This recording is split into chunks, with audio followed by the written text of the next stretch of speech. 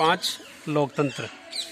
इस अध्याय में हम लोकतंत्र का अर्थ और इनकी विभिन्न जो प्रकार है, लोकतंत्र कितने प्रकार का आता है उसके बारे में अध्ययन करेंगे।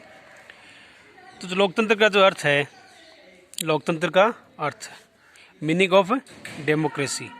अंग्रेजी शब्द डेमोक्रेसी का हिंदी अनुवाद होता है लोकतंत्र, जनतंत्र अथवा प्रजातंत्र। अंग्रेजी शब्द democracy DEMO democracy CRACY democracy Greek भाषा के 2 शब्दों से डेमोस और क्रेटिया के संयोग से बना है। यद्यपि डेमोस का मूल अर्थ है भीड़, डेमोस का मूल अर्थ क्या है? भीड़। किंतु आधुनिक काल में इसका अर्थ जनता से लिया जाता है। किस लिया जाता है? जनता से। डेमोस का अर्थ किस लिया जाता है? जनता से। और क्रेटिया का अर्थ है शक्ति। इस प्रकार शब्दार्थ की दृष्टि से डेमोक्रेसी का अर्थ जनता की शक्ति, अतः डेमोक्रेसी का अर्थ है जनता की शक्ति पर आधारित शासन तंत्र। तो डेमोक्रेसी का मतलब क्या है? जनता की शक्ति पर आधारित शासन तंत्र। इसमें 3 अंतः संबंधित अर्थ निहित है। अंतः यानी कि इस जो शब्द है डेमोक्रेसी में 3 अर्थ निहित हैं, यानी कि 3 चीज़ें इसमें निहित हैं, 3 बातें। पहला क्या है? निर्णय लेने की एक विधि। डेमोक्रेसी क्या है? निर्णय लेने की एक विधि है। निर्णय लेने के सिद्धांतों का एक समूह है। किन किन सिद्धांतों के आधार पर निर्णय लेना है। तीसरा है यह आदर्शात्मक मूल्यों से संबंधित अवधारणा है। तो डेमोक्रेसी की क्या? निर्णय लेने की विधि है। इसमें निर्णय जनता लेती है, ठीक है।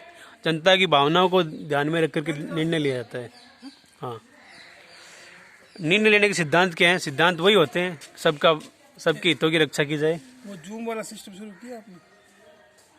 तुम क्या नहीं सर करना क्या? जो ऑनलाइन क्लास चली जाए सीधी सबके पास, वो नहीं करूँगा धीरे धीरे, वो बताना। ठीक है।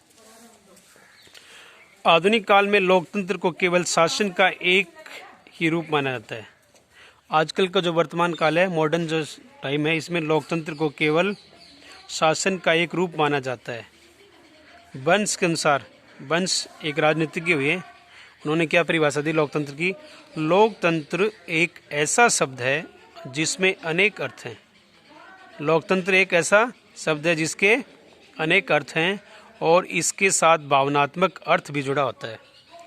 लोकतंत्र के वास्तविक अर्थ को समझने के लिए जरूरी है कि हम उसके विभिन्न रूपों से जुड़ी हुई अवधारणाओं से परिचित हों। लोकतंत्र के विभिन्न रूप, वेरियस फॉर्म्स ऑफ डेमोक्रेसी। आधुनिक काल में लोकतंत्र के प्रमुख रूपों एवं उनसे संबंधित अवधारणाओं को निम्नलिखित रूप में स्वीकार किया जाता है। लोकतंत्र के रूप हैं, रूप के बारे में पढ़ेंगे अब। पहला क्या है? राजनीतिक लोकतंत्र। क्या है? राजनीतिक लोकतंत्र। दूसरा सामाजिक लोकतंत्र। तीसरा आर्थिक लोकतंत्र। चौथा है नैतिक लोकतंत्र। अब इन सारों के बारे में डिटेल से देखेंगे। तो पहले आपको लोकतंत्र का अर्थ तो समझ में आ गया होगा। लोकतंत्र का शाब्दिक अर्थ क्या हो गया? जनता की शक्ति पर आधारित शासन तंत्र। अंग्रेजी में इसको बोलते हैं डेमोक्रेसी। हिंदी में इसका अनुवाद हो गया लोकतंत्र, जनता का तंत्र और प्रजातंत्र, ठीक है। अब हम इनके प्रकार पढ़ रहे हैं। पहला है राजनीतिक लोकतंत्र, दूसरा सामाजिक लोकतंत्र, तीसरा आर्थिक लोकतंत्र और चौथा राजनीतिक लोकतंत्र। राजनीतिक लोकतंत्र को अतीत में व्यक्तिवादी लोकतंत्र कहा जाता था। पहले क्या बोलते थे इसको? व्यक्तिवादी। किंतु आधुनिक युग में इसे उदारवादी लोकतंत्र कहा जाता है। आधुनिक युग में राजनीतिक लोकतंत्र की उत्पत्ति पश्चिमी देशों में हुई है। इसे कभी कभी पश्चिमी लोकतंत्र भी कहा जाता है। मार्क्सवादी, मार्क्स ये भी एक राजनीतिज्ञ, अर्थशास्त्री और समाजशास्त्री हुए मार्क्स। उन्होंने जो विचारधारा दी थी उस विचारधारा को मानने वाले मार्क्सवादी कहलाते हैं। तो मार्क्सवादियों ने इसे पूंजीवादी लोकतंत्र कहना पसंद किया। उदारवादी विचारकों ने समस्त राजनीतिक लोकतंत्र के 2 रूपों का उल्लेख किया।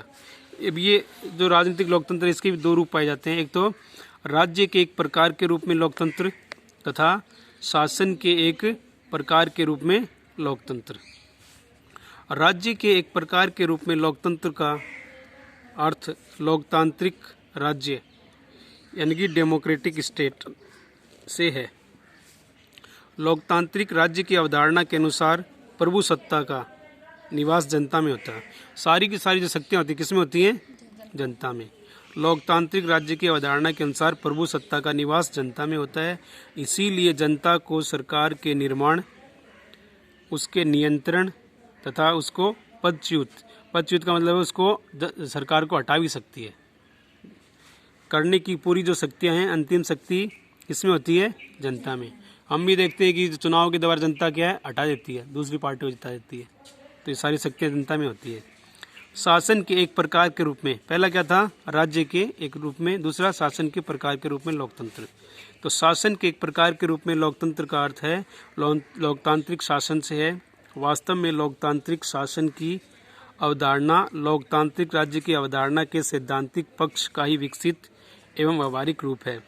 यह उल्लेखनीय है कि राजनीतिक लोकतंत्र से संबंधित ये दोनों अवधारणाएं कानूनी प्रभुसत्ता पर राजनीतिक प्रभुसत्ता की श्रेष्ठता को स्वीकार करती हैं।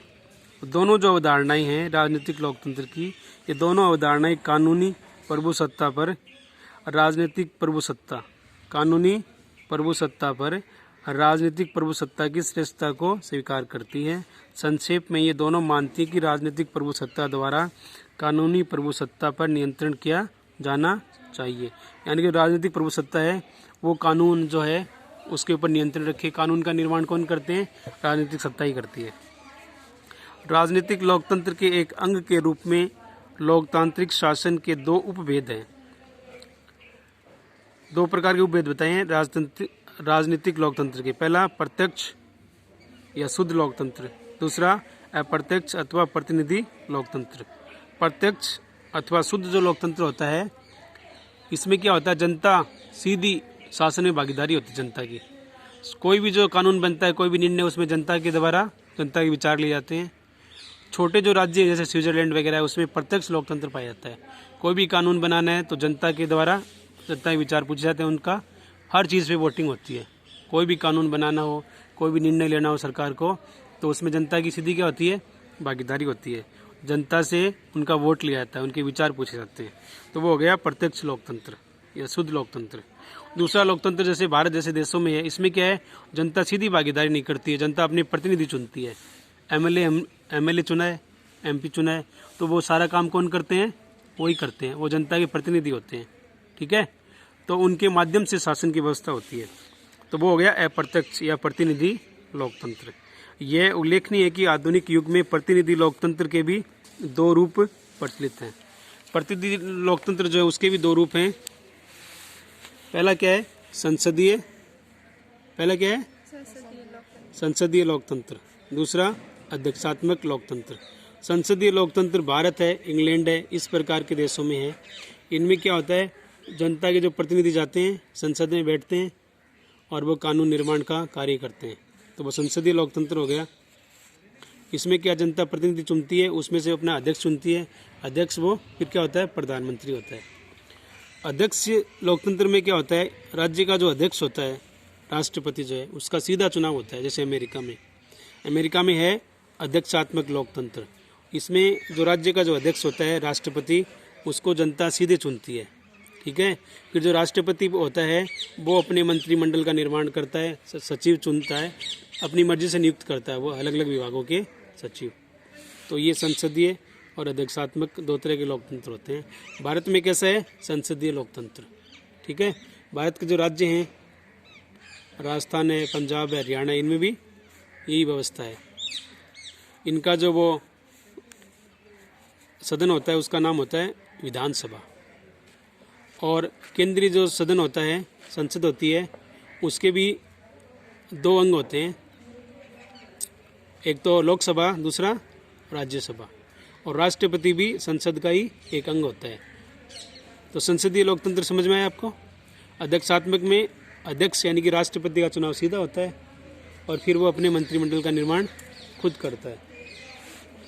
लोकतांत्रिक राज्य एवं लोकतांत्रिक शासन अर्थात लोकतांत्रिक राज्य या लोकतांत्रिक शासन मतलब संपूर्ण राजनीतिक लोकतंत्र की कुछ मूलभूत मान्यताएं हैं। क्या मान्यताएं हैं? राजनीतिक लोकतंत्र उदारवादी संविधानवाद में विश्वास करता है। उदारवादी, उदार यानी कि ज़्यादा कठोर नहीं होता है और संविधान के अनुसार चलता है। राजनीतिक लोकतंत्र किसके अनुसार चलता है? संविधान के अनुसार। उदारवादी होता है, कठोरता इसमें नहीं होती है और संविधान के अनुसार संविधानवाद में विश्वास करता है। लोकतांत्रिक जो राज्य होता है या लोकतांत्रिक शासन जो व्यवस्था होती है उसमें प्रभु सत्ता यानी कि पूरी शक्तियाँ किसमें होती हैं? जनता में। किसमें होती है? जनता में। राजनीतिक लोकतंत्र का सैद्धांतिक पक्ष लोकतांत्रिक राज्य है। सैद्धांतिक पक्ष होगा लोकतांत्रिक राज्य और व्यवहारिक पक्ष हो गया लोकतांत्रिक शासन। किस प्रकार शासन? जो जनता के द्वारा या जनता के चुने प्रतिनिधियों के द्वारा चलाया जाता है। जनता सरकार को नियुक्त करती है। सरकार राजतंत्र में क्या राजा होता है, वो अपनी मर्जी से शासन करता है, उसके ऊपर किसी का नियंत्रण नहीं होता है। वो जब मर जाए तो उसका बेटा राजा बन जाता है, वो होता है राजतंत्र। लेकिन इसमें क्या होता है? लोकतंत्र में जनता सरकार को या शासन को नियुक्त करती है, उस पर नियंत्रण रखती है और चुनाव के द्वारा उसको हटा भी सकती है। ठीक है, लोकतंत्र में सरकार को, शासन को, शासक जो होता है उसको जनता हटा भी सकती है। ठीक है। 5वां पॉइंट है लोकतंत्र में राजनीतिक लोकतंत्र स्वयं में साध्य नहीं है। ये क्या है? साध्य नहीं है, अपितु ये क्या होता है? लोकतांत्रिक साध्यों, मूल्यों यानी कि जनता की भलाई का इनका उद्देश्य होता है, उनको प्राप्त करने का एक क्या होता है? माध्यम होता है, ये साधन होता है। ठीक है। अब दूसरा आता है लोकतंत्र के प्रकार में सामाजिक लोकतंत्र। सामाजिक लोकतंत्र समाज के एक प्रकार के रूप में लोकतंत्र को सामाजिक लोकतंत्र कहा जाता है। समाज का एक प्रकार है, इस प्रकार का समाज जिसमें सभी समाज के सभी वर्गों के, सभी लोगों के भलाई के लिए काम किया जाए, वो कहलाता है सामाजिक लोकतंत्र। सामाजिक लोकतंत्र का एक प्रमुख लक्ष्य है सामाजिक समता की भावना। सब में सबको समान समझना, सब में समान हो, समता की भावना होनी चाहिए समाज में, कोई ऊंच नीच नहीं हो, कोई भेदभाव नहीं हो। संक्षेप में हम कह सकते हैं सामाजिक लोकतंत्र का अर्थ है समाज में नस्ल, रंग, जाति, धर्म, भाषा, लिंग, धन यानी कि अमीर और गरीब, जन्म आदि के आधार पर व्यक्तियों के बीच में भेद नहीं किया जाना चाहिए। इस प्रकार की भावना क्या कहलाती है? सामाजिक लोकतंत्र की भावना कहलाती है। ठीक है। व्यक्तियों में किसी भी प्रकार का भेदभाव नहीं किया जाए, न तो जाति के आधार पर, न नस्ल के आधार पर, न धर्म, भाषा, लिंग यानी कि पुरुष और स्त्री के बीच में कोई भेदभाव नहीं होना चाहिए। धन, अमीर और गरीब का, जन्म स्थान, जन्म, तो किसी भी प्रकार का भेदभाव नहीं होना चाहिए। सभी व्यक्तियों को व्यक्ति के रूप में समान समझा जाना चाहिए। सभी व्यक्ति क्या होना चाहिए? समान होने चाहिए। सबके साथ समानता का व्यवहार किया जाना चाहिए। सभी को समान अवसर मिलना चाहिए शिक्षा प्राप्त करने का, काम करने का, कोई भी भेदभाव नहीं होना चाहिए। हर नशा के अनुसार लोकतांत्रिक समाज वह है जिसमें समानता के विचार की प्रबलता हो। किसकी प्रबलता हो? समानता की। जिसमें समानता का सिद्धांत प्रचलित हो। सामाजिक लोकतंत्र की अवधारणा मुख्यतः सामाजिक लोकतंत्र के अधिकार पर जोर देती है। तो सामाजिक लोकतंत्र की अवधारणा किस पे देती है? सामाजिक समानता के अधिकार पर। किसे बल देती है? समानता पर, सामाजिक समानता पर जोर देती है। इसका सामान्य अर्थ यही है कि सभी व्यक्तियों को समाज में समान महत्व प्राप्त होना चाहिए। किसी भी व्यक्ति को अन्य किसी व्यक्ति के सुख के साधन मात्र नहीं समझा जाना चाहिए, यानी कि किसी व्यक्ति का शोषण नहीं किया जाना चाहिए। व्यवहार में सामाजिक लोकतंत्र की स्थापना के लिए 2 बातें आवश्यक हैं। पहली बात तो वही पीछे ऊपर आया था, जाति, धर्म, जाति, नस्ल, भाषा, लिंग, धन आदि के आधार पर समाज में मौजूद विशेषाधिकारों की व्यवस्था का अंत किया जाए। सभी व्यक्तियों को सामाजिक प्रगति के समान अवसर प्रदान किए जाएं। तो ये हो गया सामाजिक लोकतंत्र। आर्थिक लोकतंत्र। आर्थिक लोकतंत्र का मतलब हुआ कि सभी के पास धन कमाने के अवसर समान हो। धन का ये नहीं हो कुछ लोगों के पास बहुत ज़्यादा धन हो, कुछ के पास बिल्कुल भी नहीं हो, ऐसा नहीं होना चाहिए। तो अर्थव्यवस्था के एक प्रकार के रूप में लोकतंत्र को आर्थिक लोकतंत्र कहा जाता है। अर्थव्यवस्था के संदर्भ में इसको समझाया गया है। वर्तमान सदी में आर्थिक लोकतंत्र का विचार मार्क्सवादियों और समाजवादियों ने प्रस्तुत किया। किसने किया? और मार्क्सवादियों और समाजवादियों ने। 18वीं और 19वीं सदी में व्यक्तिवादियों ने भी आर्थिक क्षेत्र में लोकतंत्र की चर्चा की, यानी कि जो अर्थव्यवस्था है उसमें भी लोकतंत्र होना चाहिए। सभी को धन कमाने का, रोजगार करने के समान अवसर प्राप्त होने चाहिए। इस प्रकार के लोकतंत्र की चर्चा मार्क्सवादियों ने और समाजवादियों ने आर्थिक लोकतंत्र से सर्वथा भिन्न और विपरीत है। मार्क्सवादी की विचारधारा अलग थी। चौथा जो लोकतंत्र आता है वो आता है नैतिक लोकतंत्र। कुछ विद्वानों ने लोकतंत्र को एक नैतिक और आध्यात्मिक जीवन दर्शन के रूप में स्वीकार किया। कुछ लोगों ने क्या बताया? लोकतंत्र के बारे में बताया कि ये नैतिकता और आध्यात्मिकता जो जीवन दर्शन होता है उस पर आधारित जो है वही लोकतंत्र है। लोकतंत्र के प्रति इस नैतिक दृष्टिकोण को नैतिक लोकतंत्र कहा जाता है। लोकतंत्र के प्रति यानी जनता जो शासन है उसमें क्या होना चाहिए? नैतिकता होनी चाहिए। नैतिक दृष्टिकोण को शामिल किया जाना चाहिए। इसी दृष्टिकोण को नैतिक लोकतंत्र कहा जाता है। नैतिक लोकतंत्र समस्त लोकतांत्रिक दर्शन का व्यावहारिक रूप है। इसमें जिसमें मानव मूल्यों को ही, मानव के जो मूल्य होते हैं, दया, सहानुभूति, क्षमा, सत्य बोलना, ये जो नैतिक जो गुण होते हैं उसी को समाज और शासन का मूल आधार माना जाता है। इस प्रकार इस रूप में नैतिक लोकतंत्र की सर्वोत्तम अभिव्यक्ति कब हुई थी? 1789 की फ्रांस की उदार लोकतांत्रिक क्रांति। फ्रांस में क्रांति हुई थी 1789 में। इसमें वो राजतंत्र को उन्होंने उखाड़ फेंका था और उन्होंने इस क्रांति में स्वतंत्रता, समानता व भाईचारे के नारे के रूप में हुई थी। इन तीनों में भाईचारे यानी कि बंधुत्व का विशेष महत्व है, क्योंकि इसके बगैर व्यक्तियों में समानता नहीं हो सकती है। समानता नहीं होगी तो स्वतंत्रता भी नहीं पाई जा सकती है। अतः नैतिक जो लोकतंत्र है उसमें कहा है कि लोकतंत्र में क्या शामिल किया जाना चाहिए? नैतिकता को शामिल किया जाना चाहिए। ठीक है, तो ये हमने लोकतंत्र की परिभाषा पढ़ी। लोकतंत्र के हमने 4 प्रकार पढ़े: राजनीतिक लोकतंत्र, सामाजिक लोकतंत्र और आर्थिक लोकतंत्र और नैतिक लोकतंत्र।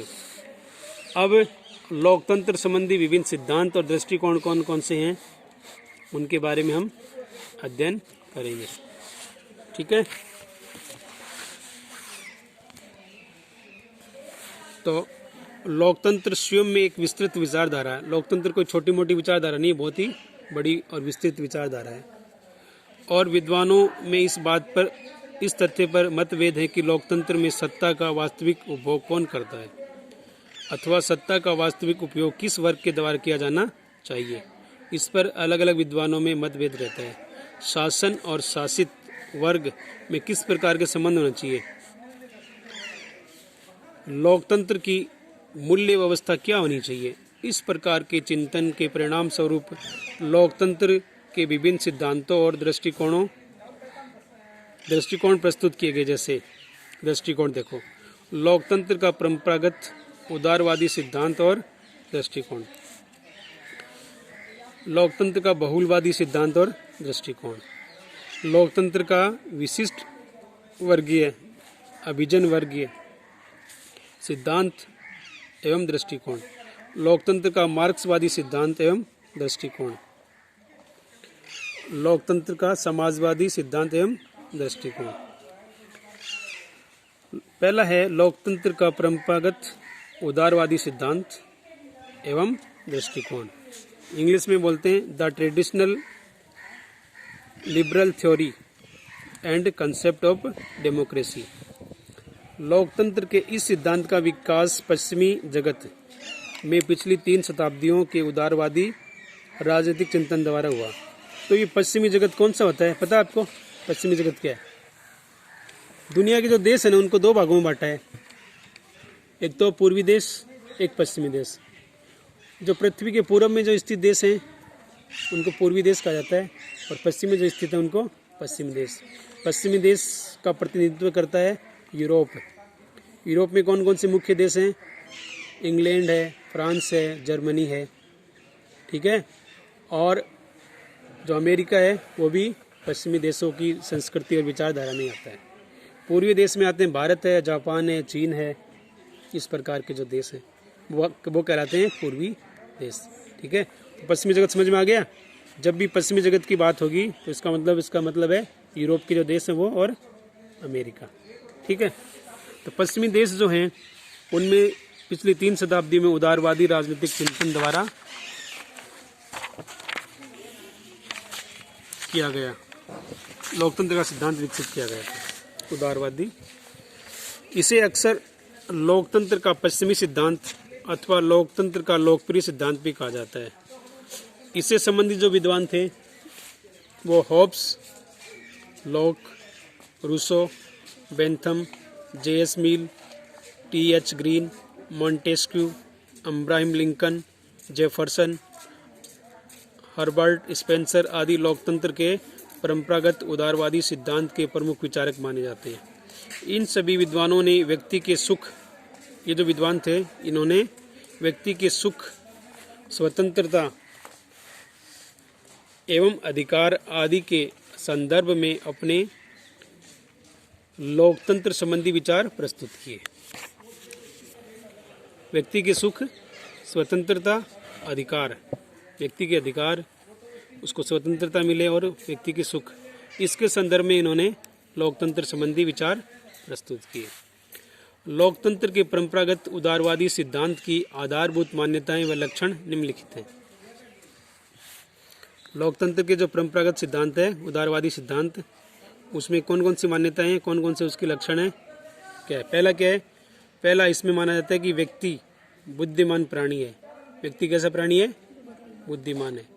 अतः अपना हित अहित समझने की क्षमता है। उसमें अपना अच्छा बुरा, हित अहित सब समझने की क्या है? क्षमता है। सभी व्यक्ति मनुष्य हैं और इस नाते उनमें न्यूनतम तर्क, बुद्धि एवं संवेदनशीलता होने के कारण वे सभी मूलतः समान हैं। सभी व्यक्ति को समान माना है। शासन का गठन उदारवादी एवं लोकतांत्रिक संविधानवाद के अनुसार होना चाहिए, अर्थात सीमित शासन के सिद्धांत का पालन किया जाना चाहिए। शासन यानी कि सरकार की शक्ति, सरकार की जो शक्ति का आधार क्या है? जनता की इच्छा। जनता की जो इच्छा होती है उसी के आधार पर शासन चलाया जाना चाहिए। अतः सरकार राजनीतिक सत्ता की मात्र न्यासी, सरकार क्या होती है? सिर्फ उसकी ट्रस्टी होती है, वो उसको जनता की इच्छा के